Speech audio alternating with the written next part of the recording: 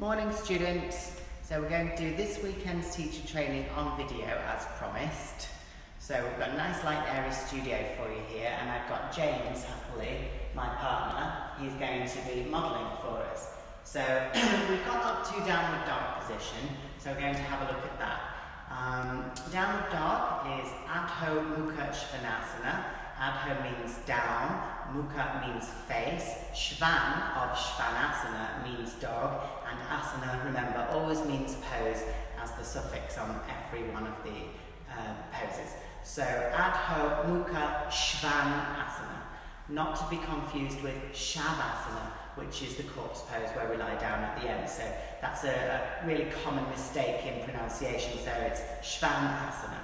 Okay, so let's have a look at it. So if James, you can come into a downward dog on this mat, that would be great.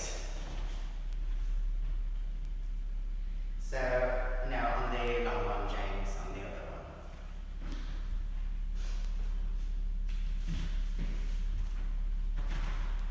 So first of all, I'm going to remind you all about the lumbo-pelvic rhythm. This is when the hamstring attachments are stretched at full range, then the pelvis will be stopped from moving any further, tilting any further, which in effect is flexion of the hip. So once the pelvis cannot move any further, then the lumbar, so lumbo, will have to start to flex, and that we don't want the lumbar spine flexing forwards in the downward dog position. So you can see here that James's pelvis is probably facing up like so, and what we need it to do is to face down towards his hands. So bending the knees further will release the hamstrings more, and then if you can try and lift the buttocks more, James, not without straightening your legs at all. So think about trying to lift the buttocks without straightening your knees. Exactly. Good, well done. So now he's getting a flatter back here, which means the spine is no longer in flexion, and we've got deeper flexion of the hip. So the pelvis is moving. So think about that lumbo-pelvic rhythm, how the pelvis articulates with the lumbar spine. So we learned all about that when we were studying Uttanasana. So we've got the pelvis facing down towards the hands, top of the pelvis facing down towards the hands, which is great. So let's have a look now at how we set up the downward dog for students. So if you come into a child's pose, James, that's it, good. So coming right down onto his heels. So now you can see he's in a child's pose. Just checking the camera, everybody. Okay, so he's in his child's pose. So this gives us a generic point to set up the downward dog. So if you remember how in class I say put the arms out in T position to find how far apart your feet should be for the triangle pose, this is a similar kind of principle. So it's a generic starting point for people. So with the arms fully outstretched and the shoulders not bunched, then the hips right down on the heels, if the student's knees are happy, then they can come up without moving the hands backwards. So come up onto your hands and knees, James. That's it, and then he tucks his toes under and pushes back into the downward dog. So this is a really good way of bending your knees a bit more to flatten here. This is a really good way to find a generic starting point for downward dog for the entire group in front of you. Okay, so bring these down again, please. And if you can change around now so that you're on the other mat with your hands facing the camera.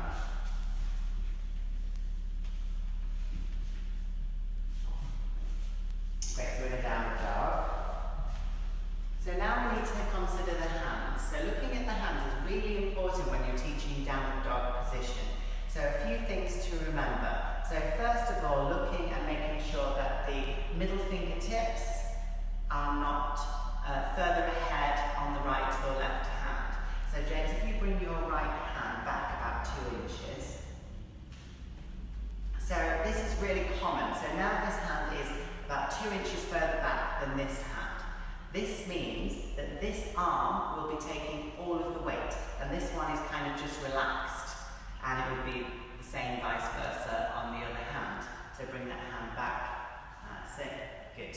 Another thing to look out for, another observation for the hands. So say this hand is further in. So bring this hand further in, James. And then you can see that we now don't have equidistance between the side of the mat and the little finger. Again, it's the same problem. So that means that this arm is now taking more of the load than this arm of the whole of the body weight. So bring that hand back equidistant. That's it, good. So 2 things to look out for. The distance of the middle finger from the front of the mat, equivalent, and from the little finger to the side of the mat, equivalent. Really important to look out for. Just drop your knees down for a rest. That's it. Good. Okay, so we're going to continue thinking about what's happening with the hands now. So if you come back into your downward dog, James. So a lot of the time we have what's called tenting happening. So lifting this part away from the floor. So on the other hand as well. So you'll see this a lot in beginner students. And sometimes students that have been working for quite a while but just haven't got the awareness in their hands. So here we've got a big gap underneath the base of the index finger. Now what happens then is it makes the elbow start to draw wide. So we've got to press down through the base of the index finger really, really strongly, and this will knit in the elbow joints. Bring those in. And to do that you'll be using your anconeus muscle the most. So really important things with the hands. Now drop your knees down, just have a rest. So if we think about the elbow and the wrist, we can find some reasons why this could happen. So the tenting can happen because of limited or restricted pronation of the wrist. So pronation is rotating down, supination is rotating upwards, if you remember from the work you did with Sumi. So if someone has limited pronation of the wrist, say their wrist can only go to here, then how that translates in the downward dog would be the tenting of the fingers of the base of the index finger. So to deal with that issue, we can change the position of the hands to the therapeutic hand position. So if we have another look at James then, so if you come back into your downward dog, James.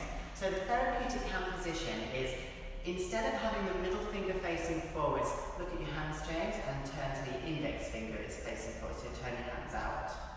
That's it, really open your fingers wide, so there's a big gap between all of them.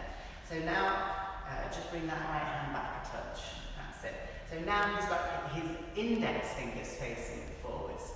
This will mean that it's easier for someone who has limited pronation at the elbow, to press down into the floor. So this is called the therapeutic hand position. Now we wouldn't be able to turn it any further than just having the index finger forwards, really squeeze the elbows in, because this gap between the index finger and the thumb is moving further and further to the front, which lends less and less support to the hand to take the weight. And as the hand dials out also, the bones here will start to compress. So really, index finger forwards is the limit. You can drop your knees down and rest. So we have the pronation of the wrist, which comes from the rotation of the ulna and the radius, the lower arm bones, articulating. So another thing that we can look at that also causes the tenting of the hand is the hypo-elbow joint. So we have a straight elbow, and we have a hypo-elbow, which means that you can't get straight through the elbow, and we have hyper, which is more than straight at the elbow. So hypo is the one that is going to cause more problems. So if we have a look at James and see how these things happen, so come back into your downward dog, James. That's it. So I want you to bend both of your elbows slightly.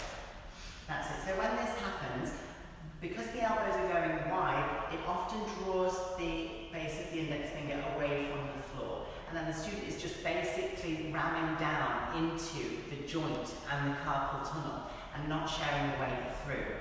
So press these down again, straighten your elbows and turn your hands out slightly. So open all your fingers really wide, that's it, good. So this therapeutic hand position again is our answer here. You can rest. So often I find, in my experience of teaching, that the restriction in the pronation is paired with the hypo-elbow joint in students.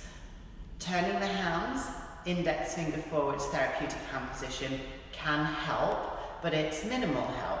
The person who is working with both of those restrictions will be working much, much harder than someone who is stacking through the joints with a straight arm, because basically they are using their muscles to hold the downward dog rather than just using the muscles to stack the joints, which is much easier, load bearing through the bones rather than load bearing just through the musculature. So knees down is a modification, so that person can often be putting the knees down, and you can make a special circumstance for that person, and you can often say put your knees down, you know, every few breaths that you need to, because they are working in a very different way to everyone else who has the arms straight. Okay, so we've covered arms, so now let's have a look at what's happening with the feet. So James, if you swivel round, so you're pointing the other way on your mat. And some things are really similar to the hands that we're looking for with the setup. Go into the downward dog, please. That's it, great. So again, you're looking to make sure that you have just slightly wider with your feet. And you can see here James is quite knock-kneed, so try not to make, don't straighten them, but don't let them come towards each other. That's much better. Good, so now he's in parallel. That's beside the point of what I was going for, but it's still another observation. So if one foot was higher up the mat than the other, so if you bring that foot higher and then straighten your legs, that's it. So now he's kind of doing a three-legged dog, because this leg is now taking all of the body weight from the hip down. And this one could be just kind of relaxed, just there, looking like it's working. So it's really important that you check you can put it back now so they're both level, and again, don't let those knees start to knock together, James. That's it, much better. Good, so now he's got level feet. We also need to look at the equidistance, just like with the hands. So the distance of the mat from the little toe, right foot and left foot needs to be equivalent, and exactly the same thing again. So if you bring that foot more towards me, that's it. You'll see this a lot in students that are not aware. Now all the weight is again through this leg and not through this one. And the problem with having these discrepancies is that there will be asymmetry of the force through the pose, and then there will be asymmetry through the muscles, how strong certain muscles are getting, how weak other muscles are getting. So take that foot back how it was. That's it, so you've got your equidistance. Good. Okay, so drop your knees down and point your feet, and then just go back into your child's pose. That's it, and rest for a moment. So these things are really important. So we're going to look now at rotation of the heels in the downward dog position. And I want you to think back to all the work that we did in Samastiti in turning the heels out or in. How did that affect the greater trochanter at the head of the femur? If you remember, the greater trochanters would turn towards each other when you turn the heels in, and they will turn away from each other when you turn the heels out. So in the downward dog, we apply the same principle. So James, if you come back into your downward dog position. That's it. So if James turns his heels in towards each other, that's it. So now the greater trochanters are working towards each other, which will cause less space between, and that brings tightness into the sacrum.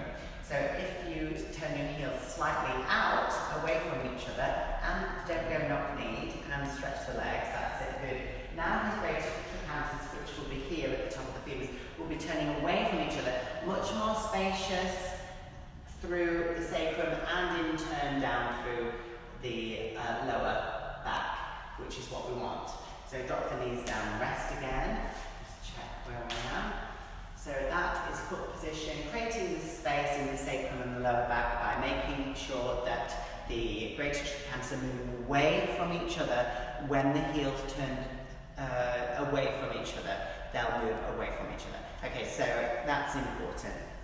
Right, so let's think about the arms. So if you reference all the things that we learned about the arms, and I have already included a recap video that I made a few weeks ago, all about the acromioclavicular joint and the humerus articulation, but just really briefly to remind you, the acromion process comes out of a meeting of the spine of the scapula and the clavicle. So they meet together at the acromioclavicular joint, which proceeds into the acromion process. Now, as you raise your arm, we know that we'll get compression between those 2 points sooner or later, different for individuals, which is why we are not taking our arms vertical. So if you remember all those principles, we can reapply those now. So the results were, if you go vertical when it's not appropriate for your joint, you'll either elevate your shoulder, which is bunching up, recline, or both, bunching and reclining. So if we think about the position of the arms in downward dog, it's the equivalent of reaching your arms straight up. So if we have another look at James and see that those things can still happen in the downward dog, and we have to try to make sure they're not happening. So James, if you go onto the other mat now. Perfect, thank you. Into a downward dog. So now I want you to really push your chest towards the floor. So when this happens, the shoulders will start to elevate towards the ears, and he'll start to actually push his chest down towards the floor a lot, which is the equivalent of reclining in the upper spine, or extending the upper spine. So we'd have bunching going on here, elevation, and we'd have recline here, which is extension of the upper spine. So the equivalent of this in Urdhva Hastasana, raising the arms up above the head. So we don't want those things to happen, because you're just going to get really, really tight in the upper fibers of trapezius, and you're going to compress at the acromion process and acromion clavicular joint, and we're going to start extending through the spine, where we need to have congruence through the spine, and you can drop your knees down and rest. So, just a reminder, congruence of the spine for us is when all these shapes, so the arches of the spine, are present in neutral. So there is no flexion of the spine, there is no extension of the spine, and there is no lateral flexion of the spine going on. So everything is neutral, and that's what we're looking for in the downward dog. So when people go into the downward dog and their hamstrings are tight and their lower backs are tight, the joint that is really articulate and movable and flexible is always going to be the shoulder, because the shoulder has huge range of movement. So when they push in the downward dog, it's kind of natural that they will push compression into the shoulder, because it's much more movable than the lower back and tight hamstrings. So we need to get into our script some kind of qualification and a description of pushing, that is pushing the hips away from the hands without pushing the chest towards the feet, pushing the chest towards the upper thighs rather than towards the floor. So think about, when you're scripting, avoiding the things that you don't want to happen. So how can we avoid elevation of the shoulder, bunching around the shoulders, and protrusion of the chest and compression in the shoulders by arching the upper spine? So we want to hold and fix the shoulder position while trying to lift the sit bones and drop the heels, whether the knees are bent or not. In that case, you're going to be extending the hamstrings, which is essential for our yoga practice to develop, and articulating the pelvis further. The lumbopelvic rhythm will then set the lumbar spine into its arch, and you'll have then the congruence from the sacrum right down through to cervical spine, the neck, in the downward dog, which is what we're looking for. So we want a much more local movement in the flexion of the hip. So we'll just have a look at that one more time. Okay, so James, if you come back into the downward dog position, please. So if you straighten your legs completely,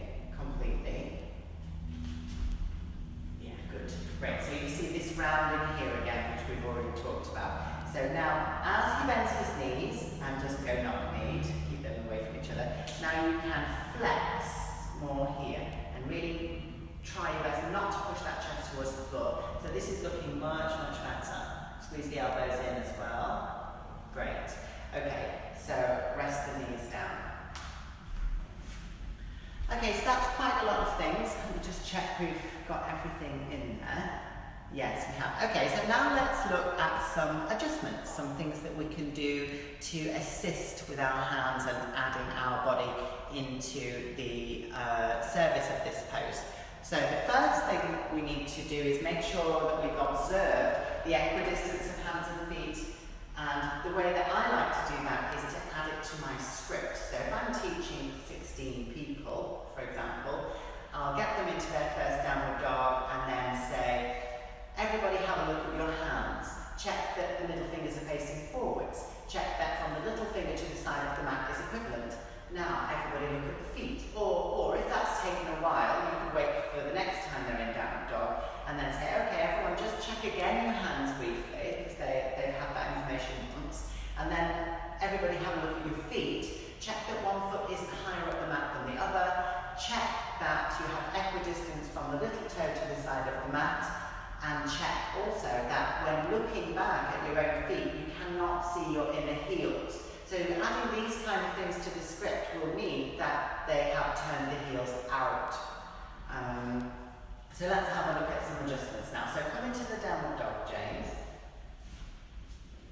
So once we've got the hands and feet in good positioning, if you straighten your legs for me again. So we've got a student with a rounded back. Now I might say to a student, bend your knees a little bit, but don't bend your knees. Often the student thinks they're bending, straighten your legs, James, that's it.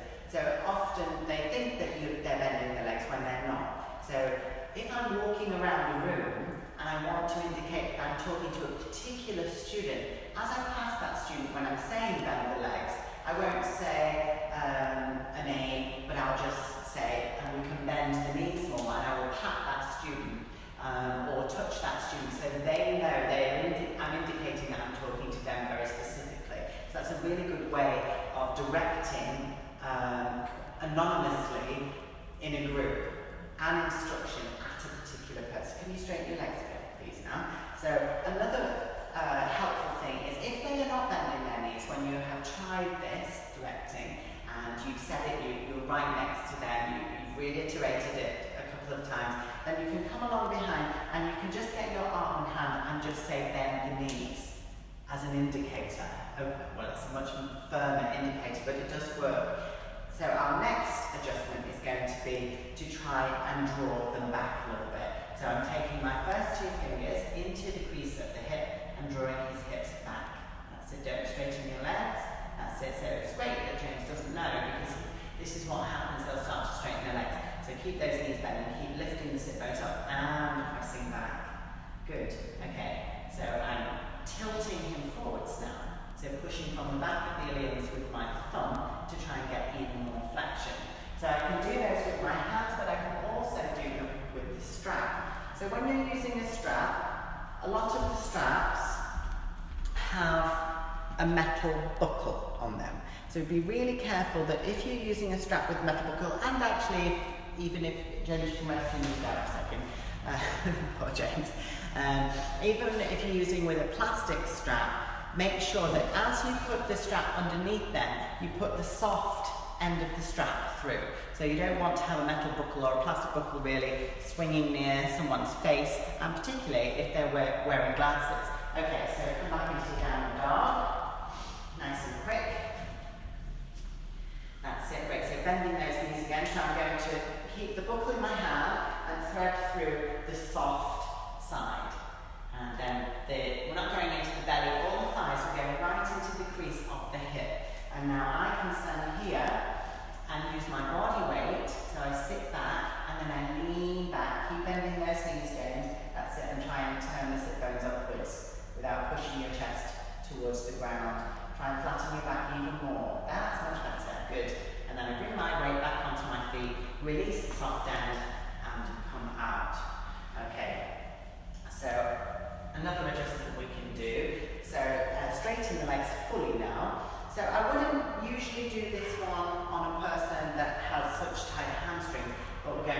just to show you. So if someone straighten the legs again, so you're going to have great hamstrings at the end of this course. So pushing back, so with the straight legs, then the weight is through the joint, so it can bear your body weight, so bear that in mind. With bent legs, you wouldn't do either of what I'm going to do. And if the pelvis was not turning towards the floor, like with James, you wouldn't really do these. But because of our situation, and James is my model, I'm going to show you anyway. He'll be fine. So I'm going to step in to a warrior position here. So I'm getting down, getting my weight behind my hand, and I'm going to start pushing back here. This takes weight out of their arms, so they have kind of a break there, but it also extends the legs further back. So push your legs back, James.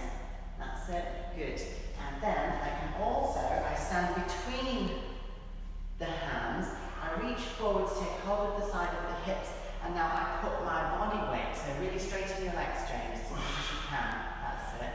Good. Well done. So I'm pushing the body weight down, and if his legs were straight, I would be extending the Achilles, the heels towards the floor. He'd be getting a much, much deeper, you can rest now, he'd be getting a much, much deeper stretch in the hamstrings. And while my full body weight is on the student, I can say to the student also to try to arch the back where they can feel my body weight, which is my chest. So you don't lay your tummy, you just pull your tummy in and you just put the chest on. And then when they arch away from where they can feel the weight, you really localize that movement and isolate that it's just that tilt of the pelvis that we're after, and not the chest moving down towards the floor as I've been describing. Okay, so James, if you come onto the other mat with your hands facing the back.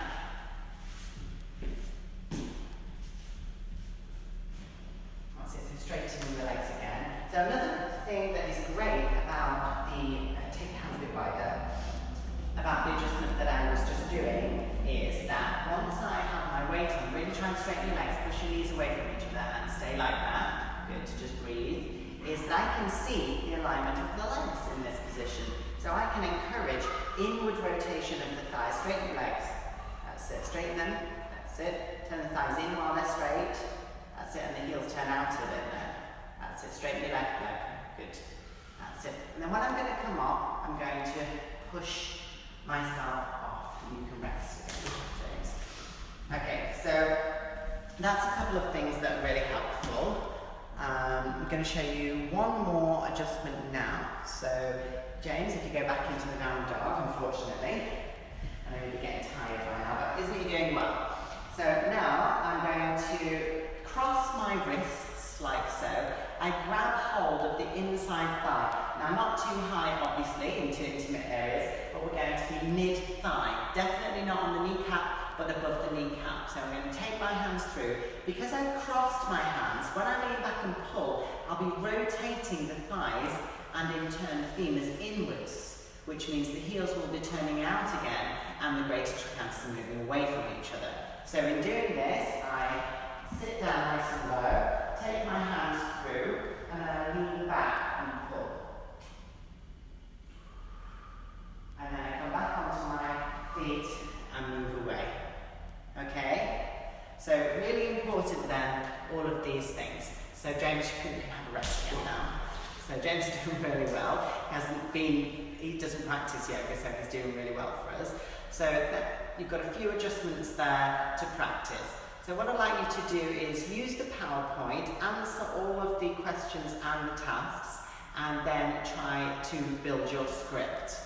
After you've built your script, hopefully you can teach someone.